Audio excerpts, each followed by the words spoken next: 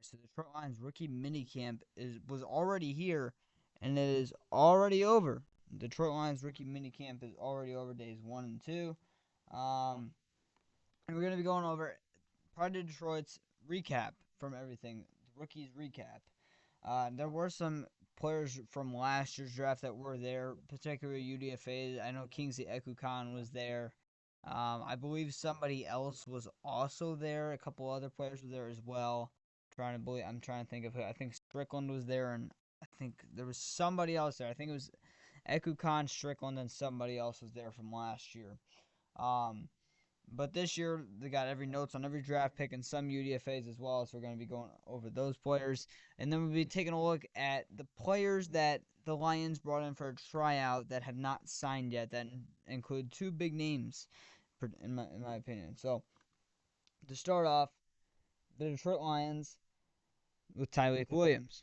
Now, Tyleik Williams, again, this is according to Pride of Detroit.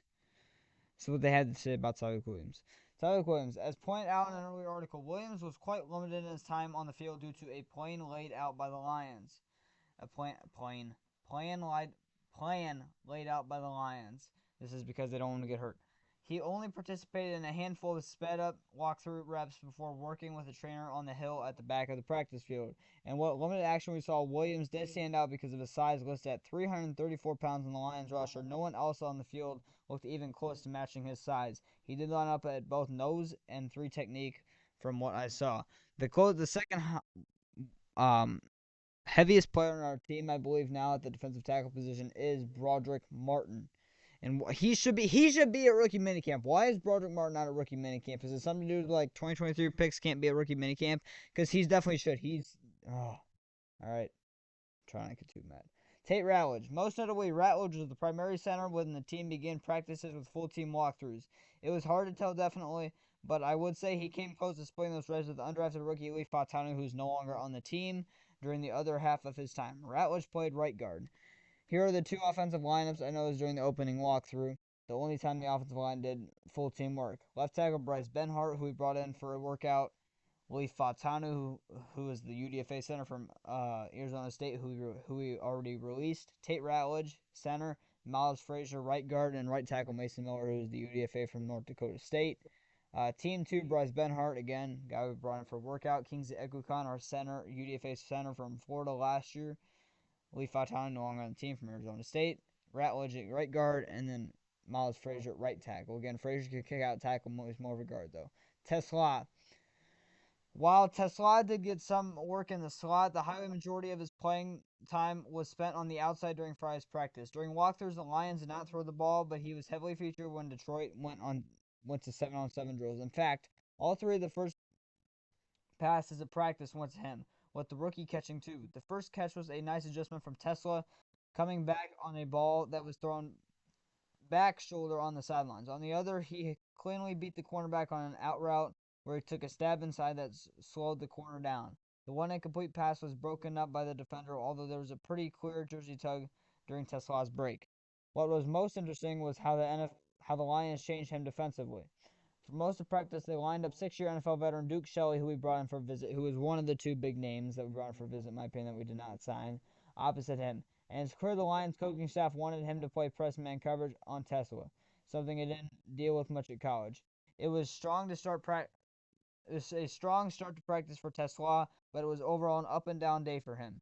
He had another pass his way broken up after not creating separation, and he fell down on a couple of routes as well. That said, there was a couple of instances where he was able to beat his press coverage and flash his speed, even though the ball did not necessarily come his way. Miles Frazier, as pointed out above, Frazier played both right guard and right tackle. That's nothing new for Frazier, who backed up both tackle spots at LSU while starting mostly at right guard. Based on the limited reps on Friday, he was more successful inside. Frazier admitted there are some things he's ready to learning at tackle. He's already learning at tackle. At tackle, he says you have to have a lot more patience and just more read and react than start the fight. Here now I'm worrying to switch up my sets instead of going at a vertical angle. Jump set, flash set, just have different sets of tackle. So I feel it's definitely going to help me out to play tackle here as well, Frazier said. Now, Ahmed Hassanein, everybody's favorite player apparently. Well, Hassanein, I like to call him Hassanein. I'm pretty sure his name though his Hassanein. I'm just gonna call him Hassanein though. I like the extra Neenan at the end of the back. Probably because of Ben Neiman. I love Ben Neiman, man. I don't know why I just did that. That was so dumb. Well, Hassanein looked noticeably smaller for what the Lions typically like in an edge. He's 6'2" compared to Marcus Davenport 6'4". That's incorrect. Davenport is 6'6". I don't know why they have him at 6'4". It must have been a typo. It was also easy to see the motor that endeared him to Detroit. Several times he made his way into the backfield during walkthroughs, and he even displayed a pretty impressive long arm against interior linemen, despite relatively short arms. Perhaps the most Hassanein-like moment happened during individual drills where players were working on an edge-bending drill that finishes with the tackling of a dummy. The horn sounded to rotate to the next drill, but Hassanein pled to coaches to give him one more shot. They obliged, and Hassanein finished the drill. Now, Dane Jackson. It was hard to give any insightful analysis of Dane Jackson when so much of practice was focused on run fits. Jackson did blitz once and got to the quarterback, but the play I noticed him the most was when he was near the box, lined up in med coverage against tight end / fullback Zach Horton. Horton ran difficult routes and match, cutting all the way across the field on a shallow crosser. Jackson immediately recognized the route and worked through all of the traffic to stay on him. Had the pass been thrown this way during walkthroughs, Jackson would have been all over it. That matches some of the intelligence instincts that are on his college tape. Yes, it does, 100%. Dominic Lovett, according to Pride Detroit, is the one draft pick. I believe this is Jeremy Rice, and that he did not have any notes on. That kind of sucks.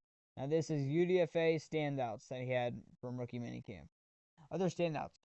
Undrafted rookie wide receiver Jackson Meeks, Za'Darius Smith's nephew, made the offensive player of the day, catching a deep ball with tryout cornerback Tavian Montgomery, who's I'm pretty sure UDFA from last year, draped all over him for an impressive contested catch. He high-pointed the ball perfectly. It was an early battle between the two. Meeks also came away with a contested catch in tight coverage. Another UDFA who stood out was Vanderbilt cornerback Tyson Russell, who I'm pretty sure is a UDFA from this year, who again is the Lions have not signed it, who logged back-to-back pass breakups in the final sessions of 7-on-7s. On one, he showed strong closing speed, aggressively attacking the hands of a receiver on a comeback route. That's interesting. The Lions give him a shot. Friday was our first opportunity to see several new Lions coaches in action, and none stood out more than running backs coach Tashard Choice, who was the loudest and most energetic coach on the field and was equally intense and playful. Well, that's love to see. Deuce Staley versus Aaron Glenn 2.0 right there. I really hope they throw some behind the scenes when it comes to like coaches and stuff like that during training camp. That'd be nice for Inside the Den. But those are the recap. I also want to show you a play on the Lions YouTube channel that they're talking about, that TeSlaa part, that I felt very, very interesting. Um, Let me get this pulled up here.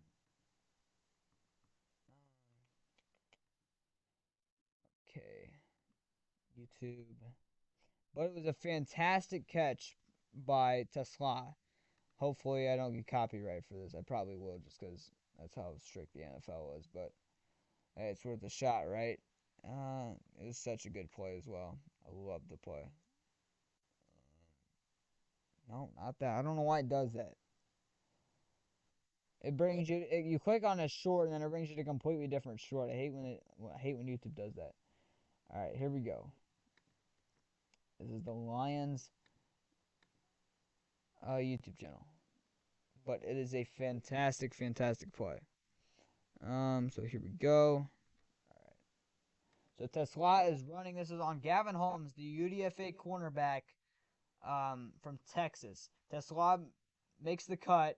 Holmes gets lost a little bit. He catches up with him, and TeSlaa jumps up and grabs the ball. Now look at that breakaway. Gavin Holmes ends up getting up with him. Pretty tight coverage, really good coverage by Holmes, and then TeSlaa just comes down with it. You know, TeSlaa, a lot of people are criticizing him not getting tons of separation. I understand that his first cut there was pretty good, but he didn't get a lot of separation after that. He is a very fast receiver for his size. Again, he's 6'4", I believe 215, somewhere around there. I think he's 212 is what he was listed at, or 214 on the Lions website. But it was a fantastic play by TeSlaa. And Gavin Holmes, man, from what I've been hearing, not even from Pride of Detroit, I mean, they didn't have anything in the article, but I heard that Gavin Holmes was very, very good during rookie minicamp. So there's a legitimate chance that he potentially has a future here. I'm not saying as a 53-man roster, but as a practice squad guy. The guy's pretty productive at Wake Forest, just not quite productive. Didn't play as much at Texas, but I've also heard some potential that he played a little bit of safety in college, so maybe he has some safety flexibility here as well. I'm not 100% sure on that, but I'm pretty sure I heard that somewhere. But that is the highlight that I wanted to show you from rookie minicamp. Was Isaac TeSlaa making that phenomenal catch. Hopefully I don't get copyrighted for that. Probably will though, like I said. But the other thing that I wanted to show you, let me see here, was this play by or not this play, who the Lions brought in for workouts.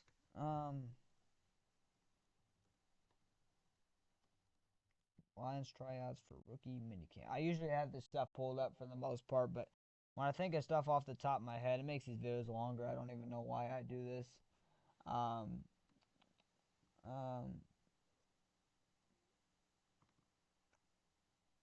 Let's see. Pride of Detroit. Load up, please. Load up, please.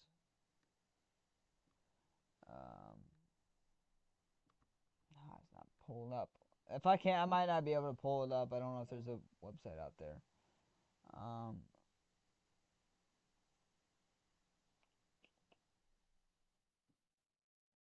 come on. Okay, I'm not seeing any. So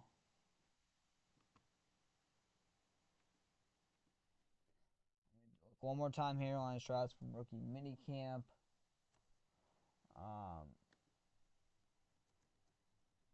And let's see.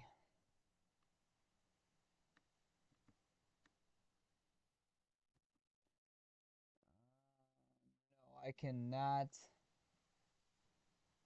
find anybody. Okay, so the two players I wanted to talk about was the cornerback, who is I don't know, he slipped my mind right now, but he probably wouldn't have been signed anyway.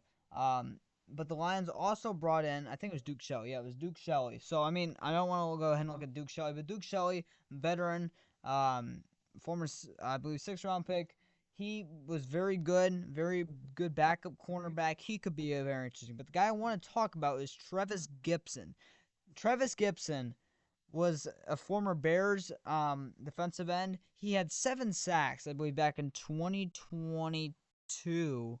And then he ended up signing with the Seahawks in 2023. I think he didn't have a great season there. I think he had 2 sacks there in 2020. 1 or 2 sacks was all in 2023. I think it was 3 sacks is actually what he had in 2023. Then he ended up getting traded to, I want to say, the Jets in 2024. And then he ended up having a season-ending injury, I also believe.